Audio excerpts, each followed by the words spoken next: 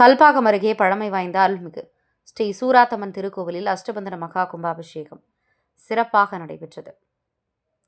செங்கல்பட்டு மாவட்டம் கல்பாக்கம் அடுத்த குன்னாத்தூர் கிராமத்தில் கிராம தேவதையாக அருள்பாலித்து வரும் அருள்மிகு ஸ்ரீ பிடாரி சூராத்தம்மன் திருக்கோவிலில் அஷ்டபந்தன மகா கும்பாபிஷேகம் சிறப்பாக நடைபெற்றது. ஆகம விதிப்படி 12 ஆண்டுகளுக்கு ஒரு முறை திருக்கோவில்களில் கும்பாபிஷேகம் செய்ய வேண்டும் என்பது மரபு. அதேபோன்று கடந்த 12 ஆண்டுகளுக்கு முன்பு திருக்கோவிலில் கும்பாபிஷேகம் நடைபெற்றது. மீண்டும் கும்பாபிஷேக விழா நடத்திட ஊர் மக்கள் முடிவு செய்து கடந்த 27ஆம் தேதி புதன்கிழமை பந்தக்கால் நடப்பட்டு கடந்த செவ்வாய்க்கிழமை அம்மனை ஏரிக்கரையிலிருந்து அழைத்து வரும் வைபவம் நடைபெற்றது.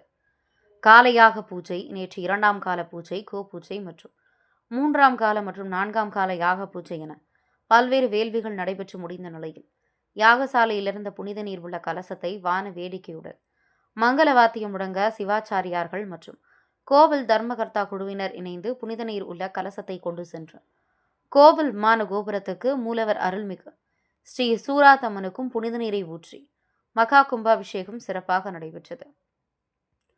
அதனைத் தொடர்ந்து அம்மனுக்கு சிறப்பு அபிஷேக ஆராதனைகள் நடைபெற்று தீபாராதனை காட்டப்பட்டது.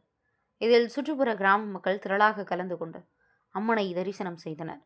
தொடர்ந்து பக்தர்களுக்கு அன்னதானம் வழங்கப்பட்டது. கும்பாபிஷேக விழா ஏற்பாட்டினை கோவில் தர்மகர்த்தா குழுவினர் சிறப்பாக செய்திருந்தது குறிப்பிடத்தக்கது.